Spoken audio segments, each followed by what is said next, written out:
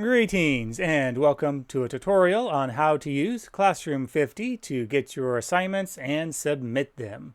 First, a quick note. I will be bouncing back and forth between Microsoft Edge and Firefox simply because I need to be signed in to two separate accounts to be able to do this video. You will not need to be bouncing back and forth between browsers. I just wanted to point that out, that's why I'm doing this. First things first, before you can actually start using Classroom50, you need to be added into the classroom. To do that, there will be within the Setup module a Classroom50 account link assignment or something to that effect. Make sure you submit your GitHub login and linked email address so that way you can be invited to your classroom. Once you have been invited to the organization, you will be able to go to your GitHub account on github.com, click on your icon and go to Organizations. And from this page, you will see any organizational invites that you have, and you will be able to accept it from here. Now, as far as assignments go, first, you won't see any on Classroom50. So once you've accepted your invite, if you go to Classroom50, go into the BAT division, you will see all of the classrooms that you have been assigned to. And if you click on View Assignments, well, there's not going to be anything there. This is intended. You will not see anything here until you accept the assignment from the links in the course. Generally speaking, each course is going to have a link to assignments up at the top. So it'll be files for Introduction to Python, files for classes in Java, whatever the course happens to be. Clicking on this link will take you to the invite page for the course.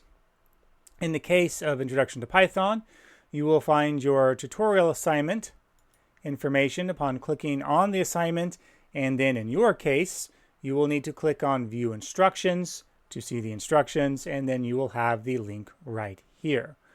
When you click on this, it will take you to the invite page. Now, I need to do a quick little bit of shenanigans and not click on that because I need to go to my demo classroom. When you click on that link, you will be brought to a page that looks like this. It'll have the assignment, it'll show you who you're signed in as, and then you can just simply click on the Accept Assignment button. This will take a moment to set up the repository. It shouldn't take more than 10 to 20 seconds.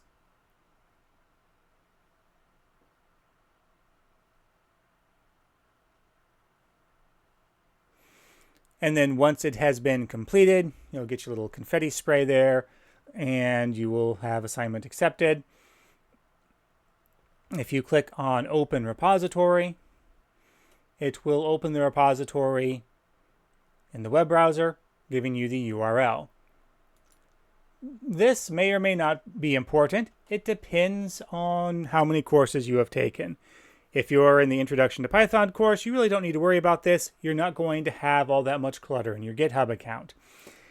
If you are, say, in Java 2, you probably have accumulated quite a few assignments, and you might want to grab this URL to make it easier to clone your assignment. You can always easily refine this page by going back to Classroom50.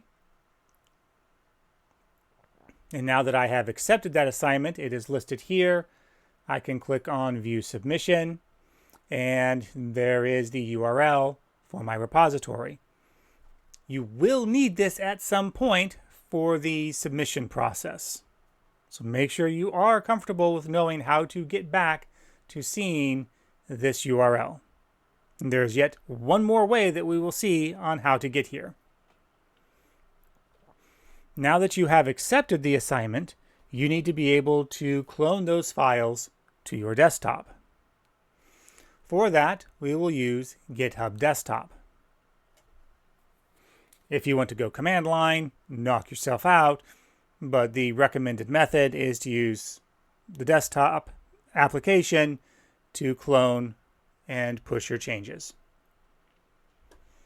If we go to File and Clone Repository, assuming, of course, that you have signed into your GitHub account for GitHub Desktop, it will default to this view right here. It'll default to github.com, and it will pull up all of the assignments that you have. Possibly. There is one little quirk with GitHub Desktop in that it only pulls down this list when you first open the application. So in this scenario, I opened the application and then accepted the assignment. This is not the correct assignment. This is from my master course, not my demo course. So if you don't see your assignment after accepting it and you come back over here to desktop, click on the refresh button and then it will show up. Again, if GitHub Desktop is open before you accept the assignment, it will not auto-populate on this list. You will need to hit the refresh button. Conversely, you can also come to the URL tab here and paste in the URL that you grabbed when you created the assignment. Local path is where your local files will be saved. This must be a completely empty directory. By default, this will be your documents folder. I don't recommend putting all of your assignments into your document folder. In my particular case, I have a hard drive that is very specifically designed for this. So I have a source folder here that I keep all of my source files in. I would strongly recommend that you have a designated folder for putting all of your course assignments in, so that way you can easily keep track of it. You only have to do this setup once. Once you have selected a default folder, it will always, default to it. GitHub will also, by default, put the repository name in as the subfolder that it's going to try to put the assignment into. If you are trying to put this into a non-empty folder, your screen will look like this. You'll have this little red bar across the top saying this folder contains files. Git can only clone to empty folders. Now, if your local path has all the defaults and you are getting that message, what most likely has happened is that for whatever reason you decided that you needed to re-clone the files. You almost never need to re-clone the files. You should only ever have to clone once. And then that is it. You do not need to clone a second time. But the only reason why you would ever actually need to clone your files a second time is if you have a new hard drive and you're having to re-download your files to a fresh install or some similar situation like that. So now that I have my local path set up, I know where my files are, I am going to hit clone, and it's going to go and grab those files. Now, it will warn you potentially about files being unsafe. You probably won't see this message due to the fact that, again, I've got a somewhat weird setup on my computer with multiple users. If you do get this message, it is perfectly safe to trust the repository. All of these were created specifically for Clark State by Clark State professors. So I'm going to go ahead and click on Trust Repository. Now, once you have this cloned out, you now have the files on your local machine and you are good to go for completing your assignment. There are a couple of ways that you can open things up. You can click on the Open in Visual Studio Code, assuming that that is the IDE that you are using for your course. Or you can open up your IDE of preference and navigate to wherever you clone these files to. Again, it is very important that you know where these files are cloned to, because that will be necessary on several occasions. I'm going to go ahead and click on Open in Visual Studio Code, which will automatically open a new instance of Visual Studio Code, even if you already have it open. You'll have a couple of files here. It is very important that you do not mess with anything that is in the .github folder. And it is very, very important that you do not mess with anything that is in the Classroom50 YAML folder. Messing with these two folders can interfere with your ability to submit the assignment. Do not touch .github. Do not touch .classroom50.yaml. You will have a selection of other files in whatever language is being dealt with, and each file will have instructions on what you are to do with it. In this example, for the tutorial.py file, the sole goal is to remove the comment line, so that way the print hello world is visible. We can now run this.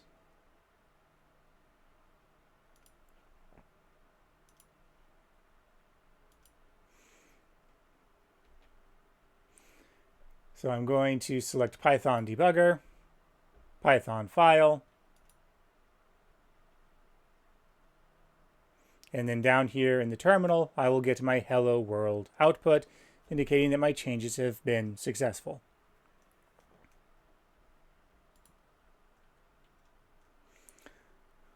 Once you are done, you're going to want to make sure that you do not have a circle icon next to your file name.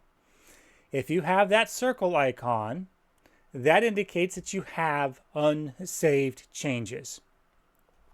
Always, without fail, no exceptions. The last thing that you should do before you submit your assignments is run your project. Either go to run and hit start debugging, hit F5, whatever your preferred method is. Always run your code before submission to ensure that it works. One of the few ways that you can get an automatic F on an assignment is by submitting code that will not run. There is never any excuse for submitting code that will not run. Now, as a matter of personal workflow, once I am done working with my files and I am ready to commit and push, I will close Visual Studio. This is not necessary. You are more than capable of committing and pushing code with Visual Studio open. I just use it as a point of process. Check to make sure I don't have any unsafe changes, and then close the application to make sure that I can't accidentally fat finger a change in there. When you return to GitHub Desktop, it should now look something similar to this. It'll have a list of changes. So all the files that you have changed will be listed over here, and you'll be able to see what was changed in those files. Down here in the lower left, you will have a couple of comment boxes that you need to fill out. Well, one of them you need to fill out. If you've only changed one file, it will automatically put something in this top box here and allow you to commit it. Also ignore the fact that the icon there just changed. That was simply because I'm bouncing back and forth between two accounts, which is something that you will not be doing. So again, if you've got one file, it will automatically have something filled in down here. If you have multiple files changed, which most of the time will be the scenario, it will not automatically put anything here, and you must put something in here before the commit button is active. It does not have to be fancy. It can just simply be the word done, assignment complete, whatever. Description, you can put additional information in here. However, as far as the course is concerned, I would ask that you not put relevant grading information in this description box, because there is no guarantee that I will see this information. If you have comments that you need to make about the assignment that you want to guarantee that I see, make sure you put that in the submission text box when you go to complete the assignment. Once you have this top comment bar entered in, you will be able to commit. Remember that a commit only saves the change for GitHub on the local repository. The cloud repository still cannot see your changes. You must click the Push Origin button and then see this screen. No local changes, no push to origin. Everything is updated. You must see this screen here before you can be certain that it has been pushed correctly. One way that you can verify this is by going to the repository pull down and selecting View on GitHub.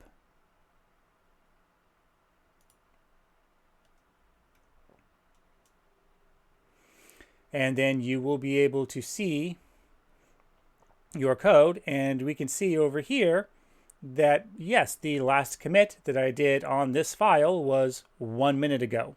And I can click on it and see that yep, my change has been made. This is also a very easy and convenient way to grab the URL which you are going to need. When you are ready to submit your assignment, you will go to the assignment submission in Blackboard,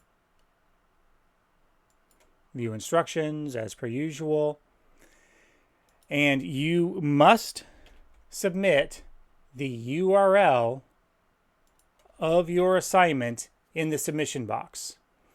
It should look like this. It should be an HTTPS, github.com, Clark State Bat Division, and then the assignment name.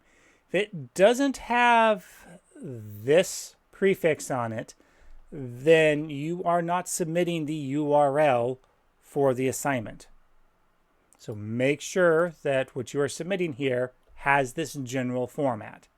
And of course, if you have any other additional comments, you can put them here. Again, this is vastly preferred compared to putting it in the description of your commit, because there's no guarantee I will see that. This I will see. Hit submit, and you are done.